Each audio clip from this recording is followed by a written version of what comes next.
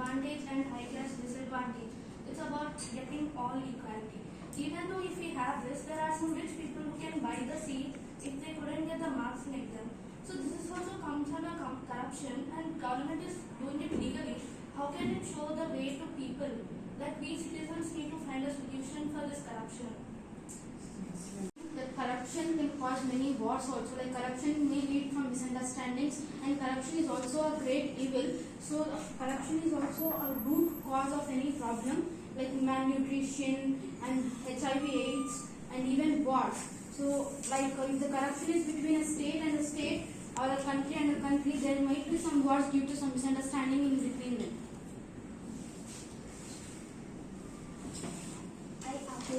Corruption is two-sided deal.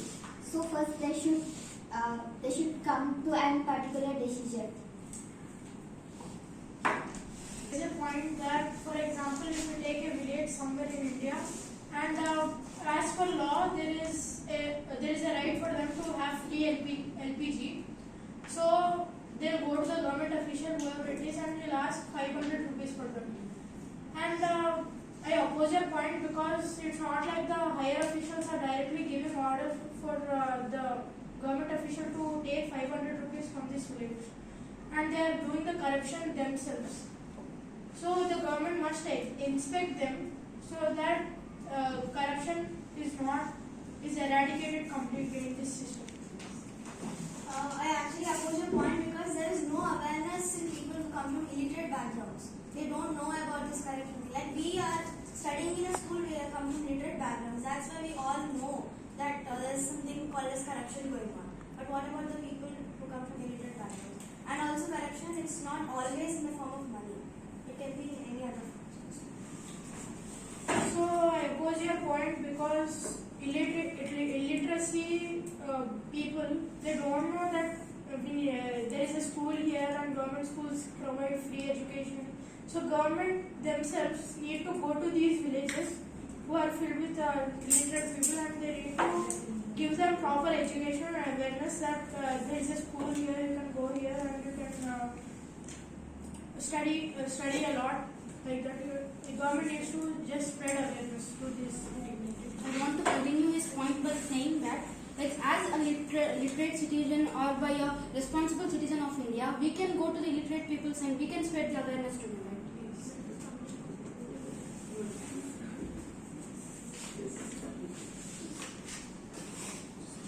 It is very hard to prove that. It's very hard to prove that the corruption took place because we need to have a solid proof.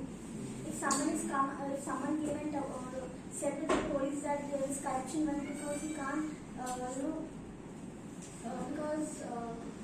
he can't decide that the corruption went there. He should prove it. They should have solid proof. And I want to continue to oppose whatever my fellow opponent said. He said that there are government schools and colleges which the government is providing. But do you think the budget which the central government is giving, is it completely using on the government school? Awareness is given, but it is not completely used. That is called corruption, which government is doing. We want to oppose your point that when the government is releasing some funds, that funds also pass to many steps, right? In that steps, we may have some corrupted people there who may take some money from it, and the total money may not be investing in that particular place where government send that funds. I would like to oppose my fellow mate by saying that the people who are being corrupted in the between steps are also the citizens, and they are not. They may be officials or may not be officials, but at first they are the citizens of the country, and it is the responsibility of them to be fair. And corruption also not only compromises about what happens to a child or a family, it also compromises one's justice and one's right. I oppose my friend by saying that, as you said, all they are responsible citizens of India. But do you think really they are very responsible citizens of India? No one is getting corrupted. No one is taking the money which was given by government. That happens in very rare cases. Most of the people are being corrupted. That's why there is poverty in the country. Okay. Here for a meal break, as the supporting team started and the opposing team continued it very well. We can see opinions are coming on both sides very correctly. Till far, the debate that has been shown here, the supporting team, they are trying to question government also in this case, that it is not only the social exchange that people are doing, and at the same time government needs to get involved into it, that there should be some awareness and all this. Whereas absolutely there is a point on the opponent side also, the opposing side also, they are saying that it's not only what we can just impose upon government and government's powers or their jurisdiction, that every person, the last person of the country, that person will be educated by only government and schools. So now we will obviously continue on that, keeping in mind that the debate is going on this way so far. Next comment from the supporting team. I have to oppose my fellow mate's statement that corruption is very rare. It is not a thing. We can, wherever we go in our day-to-day life, we can somewhere and somehow find corruption. And it is not that it is rarely done. It is done in most of the places. And corruption is also somehow showing that the one who has more power is the one who is enjoying more facilities and who is living a life better than those with no power and no facilities.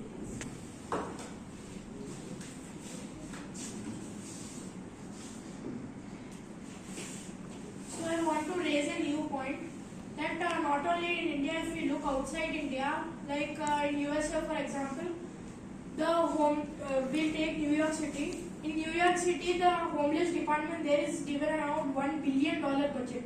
Okay, and what do they do with that $1 billion budget? Absolutely. They just take a van, they make a few peanut butter and jelly sandwiches, and they hand out to the homeless. What are they doing with that $1 billion? Is this the right way to do? They get $1 billion is easily able to fund many apartments and many jobs that you can see. Government can give allowances also to the homeless. But what do they do with it? They just invest it on a van and some sandwiches. That's all. So people need to take responsibility of that also. Government is trying their way to support them with monetary things, but at the same time, absolutely it is correct that people need to, at least the people who are looking after this kind of projects and the people who are taking advantage of this kind of projects, the beneficiaries that we call them, they all would have to be. The type of awareness should be there. Without awareness, whatever the schemes are implemented, so it should reachable to the people, means people should have awareness. It's not only we can say that people are not literate, people are not giving attention. So even if there are awareness camps, still there should be regulation at the same time. That is the right now the midpoint. Yes, Now sir. next, anything, any point there? Yeah, Tanvi, you have any point there? We will take more 2 and 2, and then there will be a closing. Closing. Yes. Anybody opinion. knows I am opposing the point corruption is a social exchange because India has highest illiterate people. So to spread all over India, it is very hard. People can't take in that because people have their own works. So to do that, we elected our representatives. So the government, they may be a normal person like us, but we elected them. We gave them a chance to change our country. So it is responsibility of the government to spread the awareness and to decrease the corruption in our country. So common man can't take part in this awareness because we have our own works, but government duty is that, and they are not doing their duty and opposing their duty. It's not right. Yes. I oppose it actually because some of the government like policeman is not getting enough salary to them, so they are taking money from others. I want to continue her point. If the government is providing good facilities to the people who are working for them, what is the idea of taking the money which need to belong to the people? If the government is correct, people who are working for it and whatever the schemes to be applied will be applied perfectly. So the government also has a mistake on their side, right? Thank you. So here we come to the almost end part of the debate. Yes. Anyways, obviously both the teams had absolute good points to speak on. What we ask from both the teams now, after a minute of time of yours, we want a closing statement from both the teams now. One from the supporting team, one from the opponent team. To help the people, then why are they selling it for money? They should provide for free. Because those people who can buy, they no need to buy from the doctor itself. That's a very valid point. And when the person is already dead, the person is not getting any benefit from the money.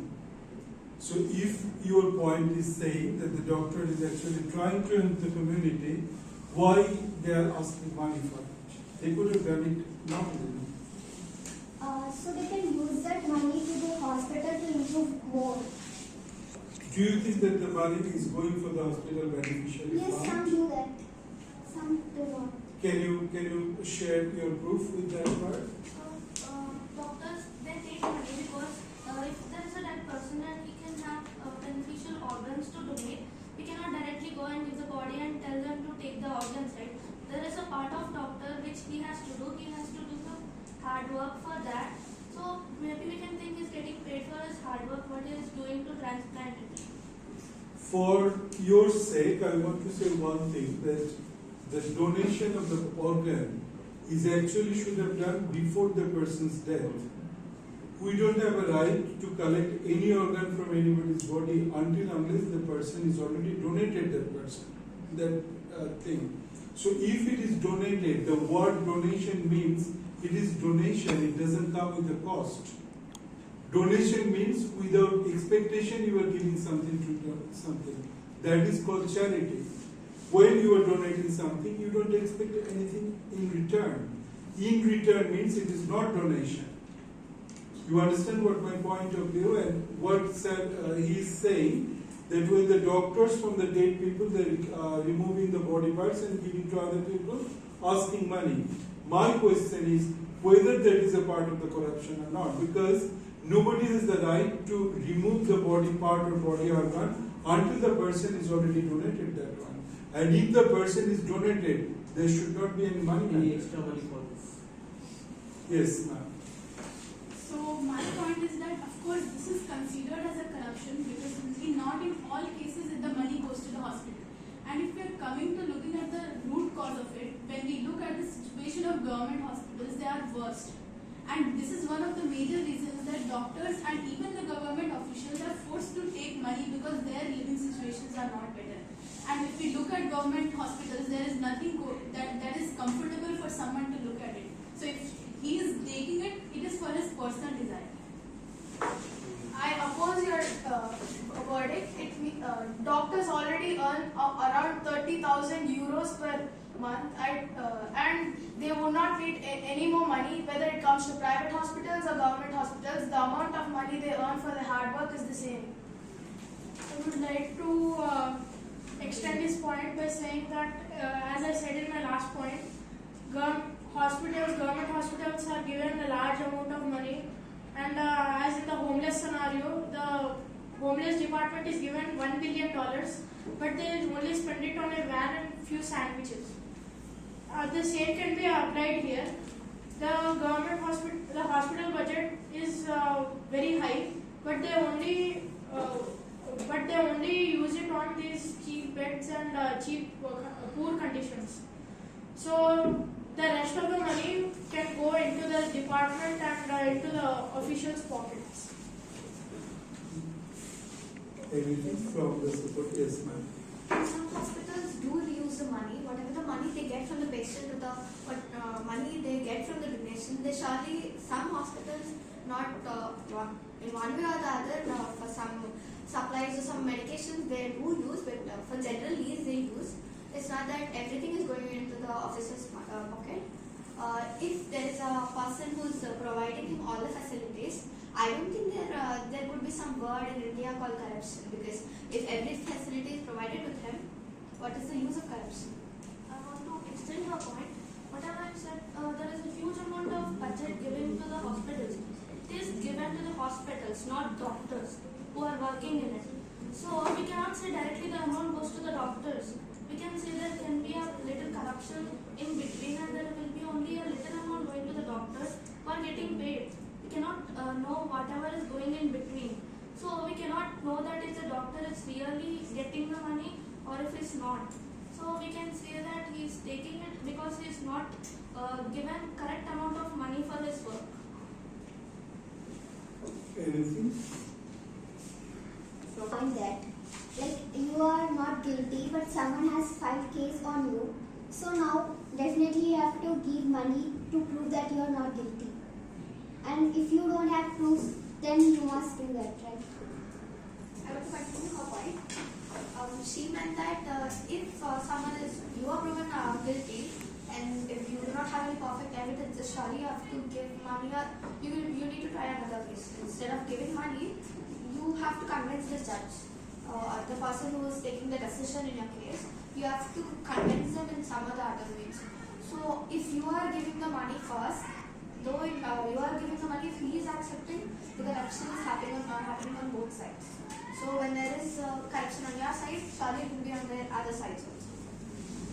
So I am extending a point here that the way that we have presented corruption as, it is looking more of like a convenience to people. Like when we suppose there is a case going on, many people still till this date are scared to go to courts because of the high amounts of pricing that the courts and the attorneys have to be given.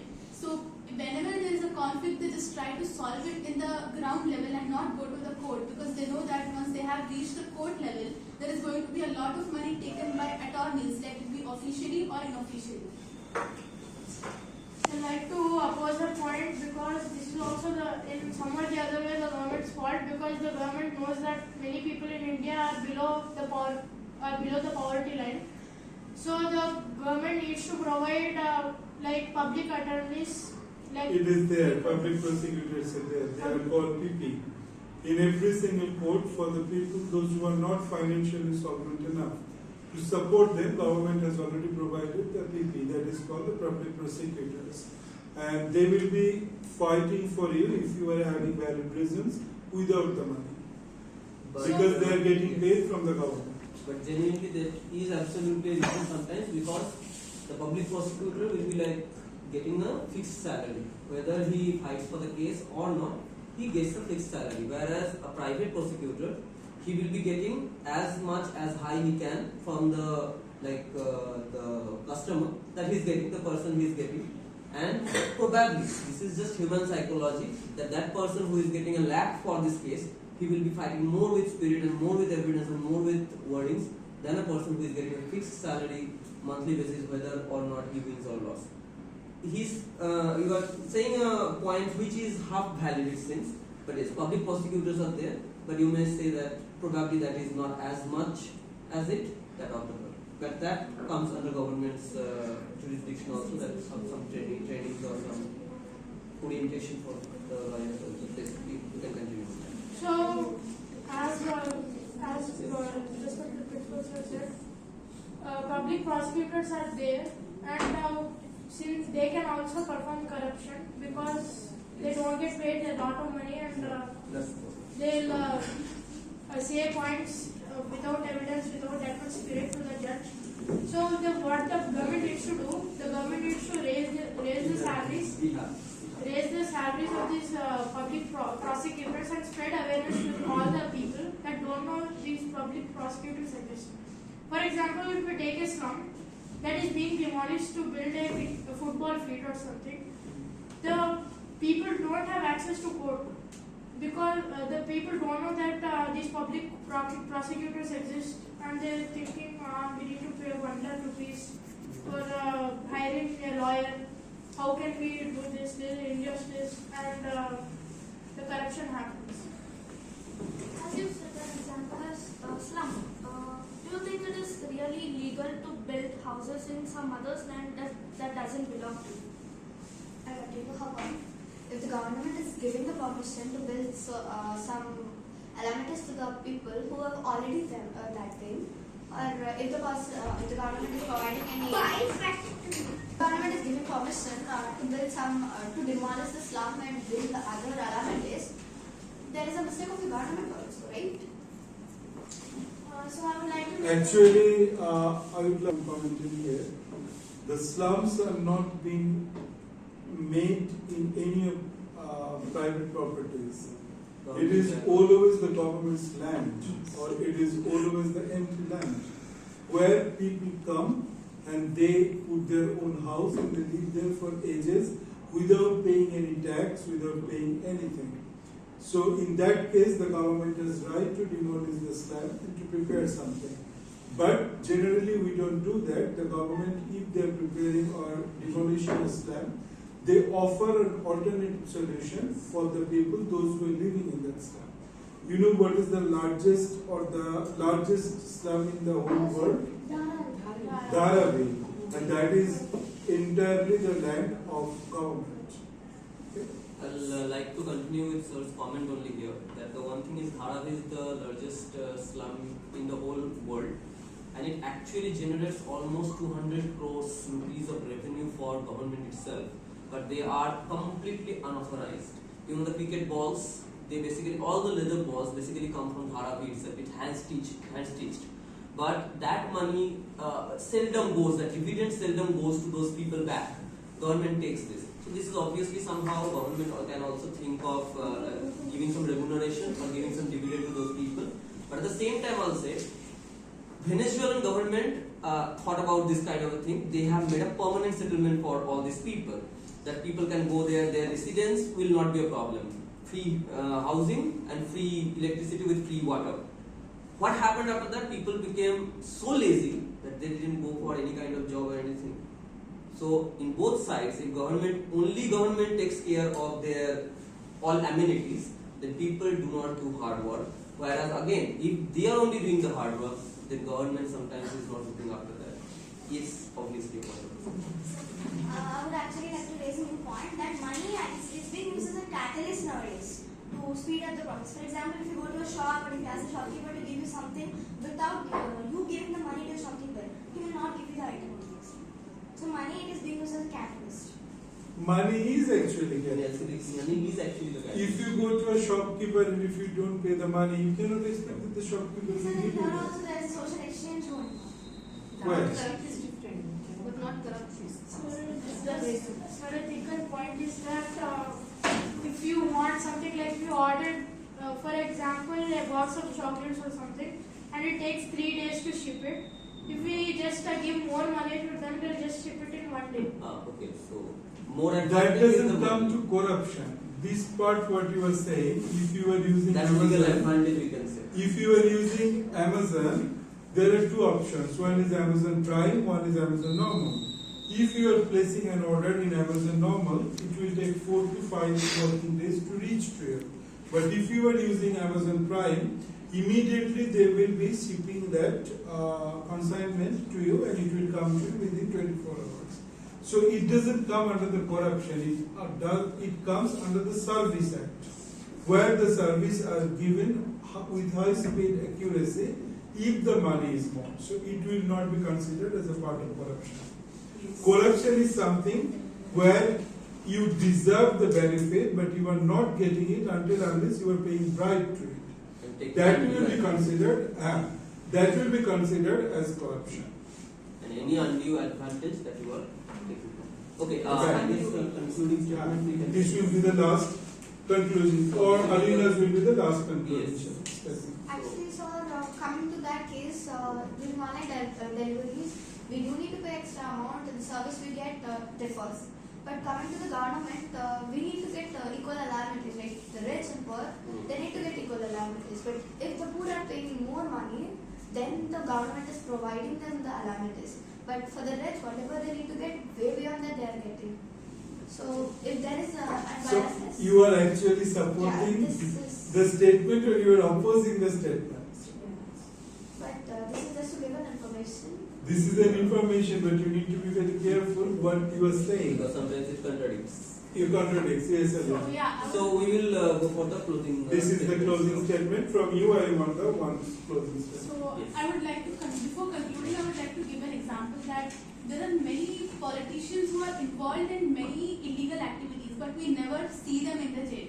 They always somehow get away from whatever they are doing and coming to a common man, whether he is guilty or not. There are many cases of people who are not guilty and still they have spent like many years in jail, and coming to a politician, no matter if his son, his daughter, or anyone who is related to him is doing any illegal activity, he or she can get away very easily.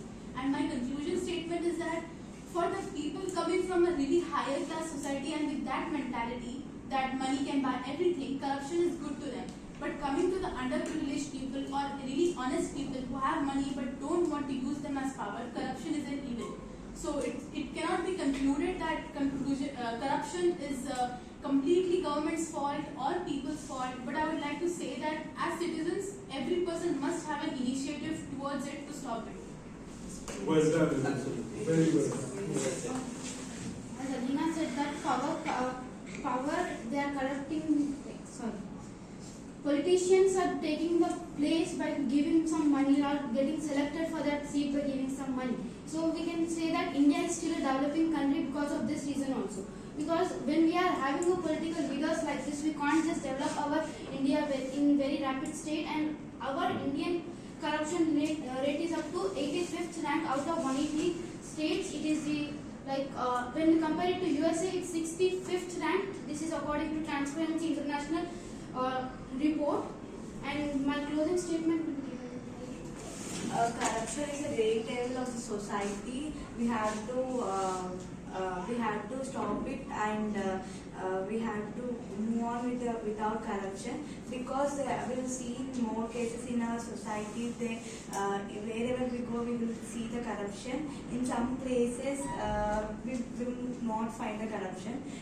Example, in churches, in mandirs, and even in seats of the government teachers or any employee, we will see the corruption. We have to stop it.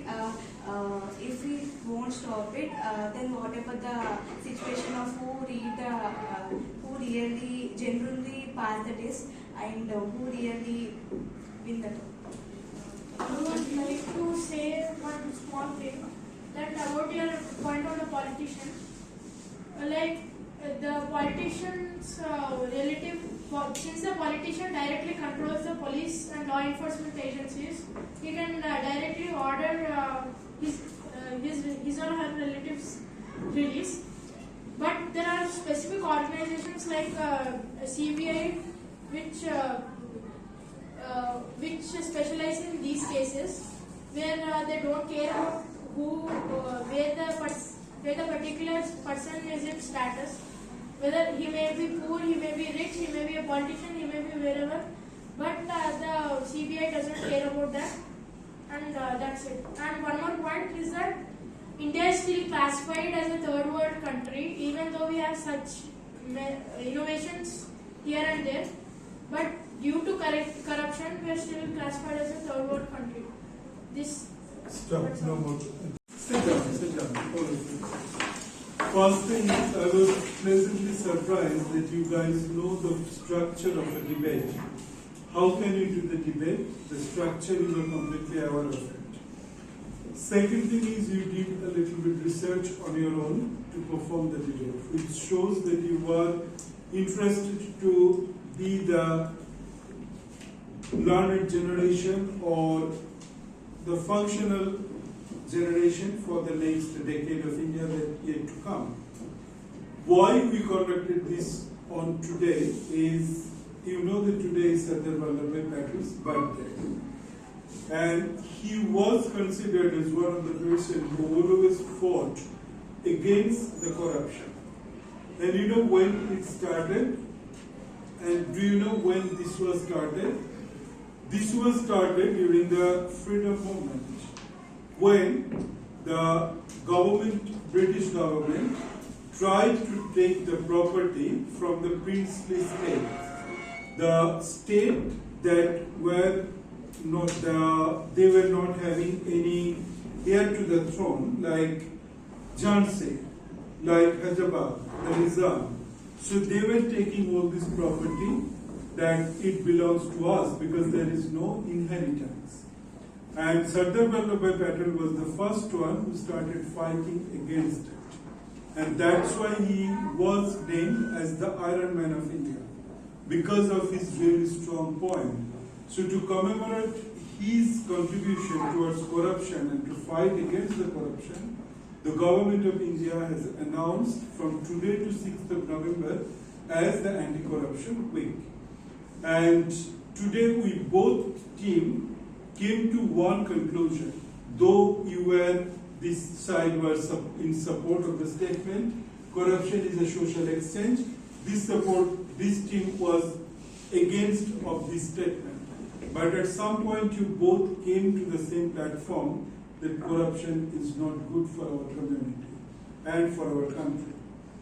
So on that note, I would like to tell you one thing, that no matter what, as a citizen of India or as a future citizen of India, take a note that you will not support the corruption at any point. We are having a tendency when we are going to an office, government office for any kind of work, if there is a big queue, our fault, we immediately search if we can give 100 rupees and we can make the line shorter and reach to that. That happens many times. So if we, the next generation of India, you people, take a note that no, we will not do that, we will follow the decorum. Probably India will come to a place where it will not be considered as a third world country, as you said, or as a progressive country, or as a developing country. It will be considered as a developed country with the status of second world or first world country. So on that note, I congratulate Arijit sir and Zainab ma'am, Lavanya ma'am, for supporting you people and preparing you. I like the spirit of you. You didn't cross the line of disrespecting each other. You guys actually accepted each other's point and tried to cross over it. So well done, team. Thank you very much. Good afternoon, everyone.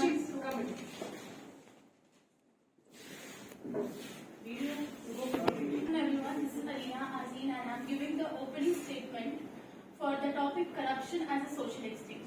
So government officials cannot only be held responsible as a result of corruption, because corruption is always a two-sided deal. The person who is taking the money is also responsible and who is giving is also responsible.